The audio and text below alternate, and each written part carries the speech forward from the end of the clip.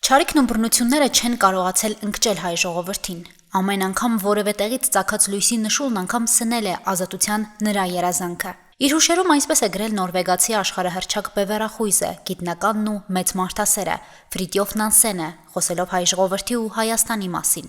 Նա տեսել էր ցեղասպանության արհավիրքները, որբացած երեխաներին, կոտորածը, տեղահանումն ու հայրենազրկումը։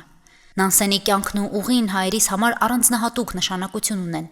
Նրա յուրաքանչյուր քայլ միտված էր աջակցելու մի ազգի, որն օգնող ձեռքի կարիք ուներ։ Նա ինքը եղավ այդ օգնող ձեռքը, ով մինչև վերջ հազար թելով կապված մնաց հային ու հայ ժողովրդին։ Սիրում էր մեր ազգը եւ մի դեպքում ասում է, որ լավ կլիներ, եթե ընդհանրապես եվրոպական երկրները հայ ազգի անունը չիմանային։ Այսինքն հայկական հարցը չարչարվեց,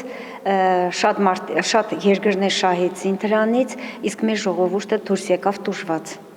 Ցուցադրությունում ներկայացված են Նանսենի կյանքի գրեթե բոլոր փուլերը ներկայացնող կադրերը։ Հատուկ շեշտադրում կա նրա գործունեության այն հատվածի վրա, որը նվիրված էր հայ ժողովրդին։ Առավել ուշագրավ է Նանսենյան անձնագրի պատը։ 1924 թվականին, երբ Նանսենը սկսեց զբաղվել հայ փախստականների խնդիրներով, նախաձեռնեց քաղաքացիություն չունեցող անձանց համար հատուկ պաշտոնական քարտի ներդրումը։ Այս փաստաթուղթը հնարավորություն էր տալիս փախստականներին բնակվել եւ ազատ տեղաշարժվել կոնֆերանսին մասնակցող երկրներում, ազատվելով քաղաքացիություն չունեցողների նկատմամբ կիրառվող սահմանափակումներից։ 1942 թվականին Նանսենյան անձնագիրը ճանաչեցին արդեն 52 երկրներ, դառնալով փախստականների համար առաջին միջազգային ճանապարհորդական փաստաթղթերը։ Ընդհանուր առմամբ թողարկված շուրջ 450,000 անձնագրերից ավելի քան 320,000-ը բաժին հասան հայոց ցեղասպանությունից փրկված հայերին, որոնք սփռվել էին տարբեր երկրներում։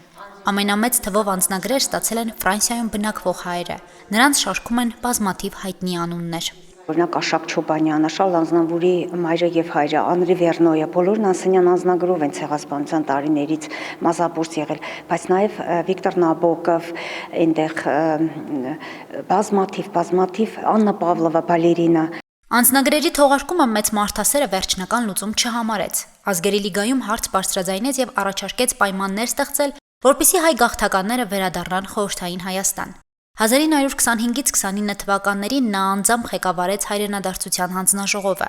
1925 թվականի հունիսին ժամանեց Երևան, եղավ տարբեր շրջաններում, ուսումնասիրեց գաղթականներին ընդունելու հնարավորությունները։ Նա մասնակցեց նաև Շիրկանալի, Շիրակի ջրանցքի բացմանը, որը իրադարձություն էր խորհրդային միությունում։ Լենինականի երկաթուղային կայարանում նրան դիմավորեց Հայաստանի կառավարական հանձնաժողովը Արամայիս Երզնկյանի գլխավորությամբ։ Երբ նայում ենք խապված ժողովուրդ գրքի այդ հատվածը, որը Նանսենի հուշերն են, նա ասում է, որ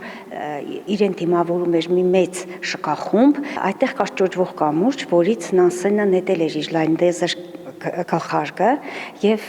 նույնիսկ գիտաժողովի ժամանակ ես ներկայացրեցի մի կատակ անեկդոտ, համաձայն որի այն բանից հետո ինչ Նանսենը նետել էր իր գլխարկը, գյումրեցիները, ալեքսանդրապոլցիները ասում էին, որ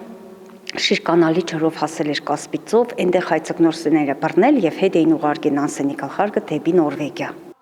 Թանգարանի տնօրենը պատմում է, որ Շիրակի ջրանցքի բացմանը հաջորդել է Լենինականում շրջայցը քաղաքագլուխ Գևորգ Հանեսօղլյանի հետ եւ ավանդական ճաշկերույթը, որի մասին Նանսենը գրառումներ է կատարել իր հուշերում։ Շատ հետաքրքիր է նաև բանաստեղծ Հակոբ Հակոբյանի ներկա գտնվելը այս Չանախի արարողությանը, որը արտասանում է իր Բոլշևիկե Շիրկանալը պոեմից մի հատված։ Նաև պիտի նշենք այն մասին, որ Չանախի այդ ուտեստը ճաշակելիս արկա է եղել Լունաչարսկին կնոջ հետ, Նանսենը իր հանձնախմբով եւ մեծ արվեստագետ քանդակագործ Մերկուրովը եւ մատներով է գերել Մերկուրովը այդ Չանախը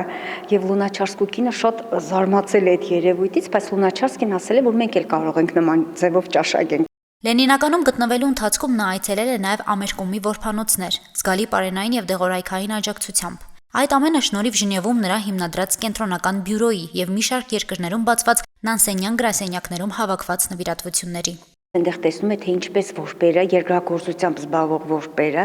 արդեն տնկել են այդ շիվերը եւ սպասում են ոռոգման այդ պահին, ու երբ որ ջուրը գալիս է, նրանք փորձում են կազմակերպել ոռոգում։ Այսինքն Նանսենի հանձնախմբի այցը Հայաստան, հայերի տեղաբաշխումը Սարդարապատում, որովհետեւ ամայի էր Սարդարապատ, այսինքն այնտեղ էլ պետք է ոռոգիչ ցանցեր կազմակերպվեր, որպեսզի հնարավոր լիներ հայերին վերաբնակեցնել այստեղ եւ այդ ամենը շուրջ 7000 հայեր, փաստորեն, եթե չեմ սխալվում, շուրջ 7000 հայեր վերաբնակեցվում են։ Հայաստանին եւ հայ ժողովրդին նվիրված բազմաթիվ հոդվածների, զեկույցների եւ ելույթների հեղինակ է մեր ժողովրդի մեծ բարեկամ Ֆրիտյոֆ Նանսենը։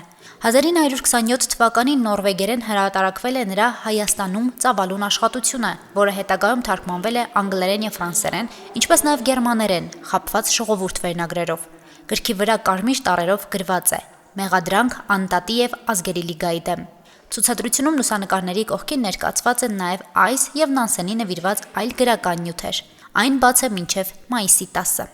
Հասմիկ Թումասյան, Արարատ Ծատուրյան, Հորիզոն,